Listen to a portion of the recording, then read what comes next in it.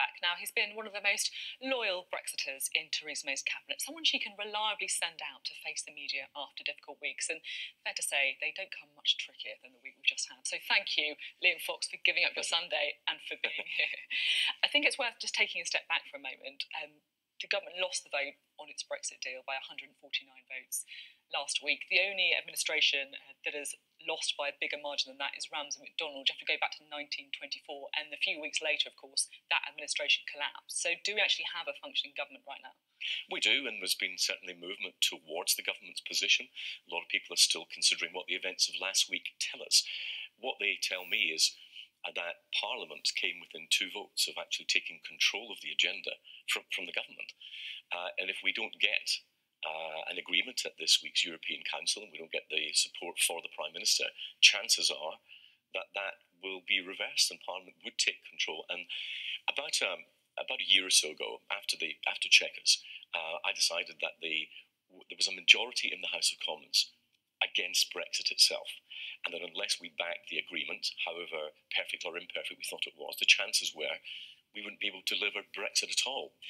So you think Parliament might be trying to stop Brexit? Well, I think there are plenty in Parliament who would hold that back. Now, some of them do it for ideological reasons. Some of them are doing it for party political reasons. The Labour leadership come up with one ploy after another.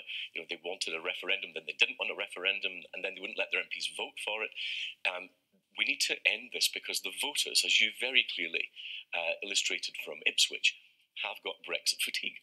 The public want us to get it done. So, just to be crystal clear, because there has been some speculation in the newspapers this morning, is the vote on the Brexit deal going ahead next week? And do you think there's a chance it might pass? Well, that will be determined, I think, by whether we can succeed in getting that vote through the House of Commons. There would be no point in having a vote if we'd no chance so it might not winning happen. that. Well, the aim will be, of course, to give the Prime Minister the backing, but that will be up for members of Parliament. And I would say to my colleagues, all actions have consequences. And if you really want to deliver the Brexit that we all promised, 80% of MPs in the current House of Commons stood on a manifesto that said, we will deliver on the manifesto. If we actually want to do that, then we need to back the Prime Minister's deal because there is no other deal on offer. Just to be crystal clear on what you're saying, if the government thinks there's no chance of the vote passing next week, it might pull that vote. Well, it would be difficult to justify having a vote if you knew we were going to lose it. But the aim will be to get the support behind the Prime Minister. If we can get that, if we can get to that European Council, then we can actually begin to make real progress. We can leave the European Union. There would probably have to be a short administrative delay of weeks to enable us to get the legislation through. But then we can actually start to do what the public, many of them think we have been doing, but unsuccessfully, which is to negotiate the next part of our agreement with the European Union, which is what is our trading relationship going to be with Europe? What is our security relationship with Europe going to be? These are the key elements that will determine Britain's future. We saw in a series of extraordinary votes last week, you actually voted against your own government's motion on whether or not to delay Brexit. So why did you do that? I think it was important to send a signal that we still wanted to be able to get an agreement and to leave on time. It may well be that the realities are that we can't get there now, but I have said time and time again you sending a signal to your that I wanted to ensure that we sent a signal to the voters that we wanted to honour our manifesto commitments. I mean, are you worried about an extension, and how long an extension could you accept? Well, if we had to have what I would call an administrative extension, because we got agreement at the European Council at the end of this week, and we required some time to get the necessary legislation through, I think that would be acceptable to most voters. They could see that this was a practical, pragmatic step that we had to take.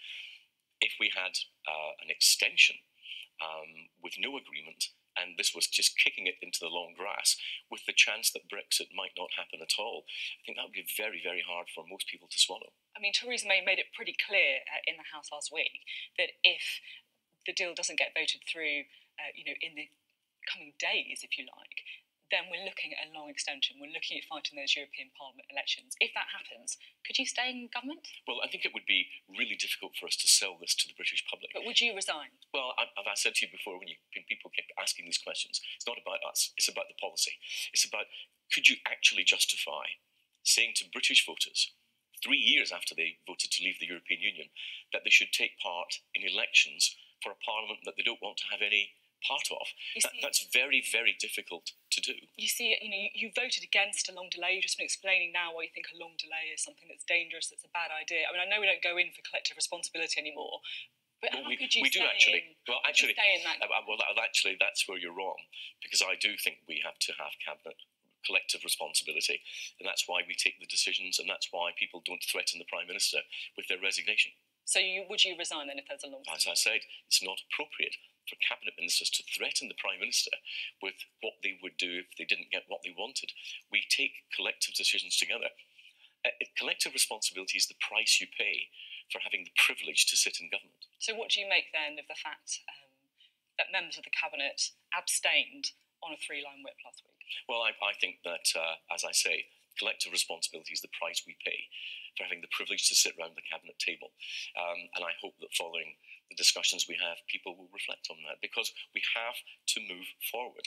We cannot stay in the position we're in. We've been discussing the divorce from the EU, the withdrawal agreement, now for over 2 years. We need to move on to the next phase, which is how do we reset our relationship with Europe and with the rest of the world? That's what the whole Brexit debate needs to be about now. Well, let's talk about that future relationship. When do you want to start negotiating new trade deals? That's your job, isn't it? Well, it's part of. Actually, the biggest part of my job is to encourage British exports and investment, both of which, incidentally, are at record highs. Not that you would know that from watching some of our media or debates in Parliament. But we are not allowed, of course, to begin negotiations on new trade agreements between governments until after we leave the European Union, which is why it's very important that we get to that point. That point, we also begin our trade negotiations with the European Union itself to determine what our relationship would be at the end of any implementation period. You also, of course, are trying to roll over existing trade deals to try and make sure that as many as possible are ready by the time we exit. I'll just have a quick look at something that you said back in 2017. I think we should be able to have a quick look at this. It's just being loaded up now. It's basically saying that, I hear people saying, oh, we won't have any trade agreements before we leave. Well, believe me, we'll have up to 40 ready for 1 second after midnight in March 2019. All these faint hearts saying, cannot do it, it's absolute rubbish. We've finally got it up there. Apologies for that delay. So if we get a deal, we will actually get all of those agreements rolled over. They will all happen if the Prime Minister's deal is accepted. That's one of the great bonuses that we get. It's one of the things that my colleagues in the House of Commons on both sides should be thinking about.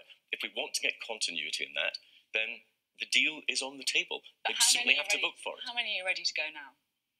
Well, a lot of them have been signed, and a number of them will be signed. And let me tell you where the delay comes. A lot of countries are very close to signing with us, but they're saying, well, we want to wait. We want to know whether you're actually going to stay in the European Union in the implementation period, where there will be an automatic rollover of these agreements, in which case we can start to think about the longer term, or we want to know if there's going to be no deal, in which case we'll have to come to a quick agreement to provide that continuity.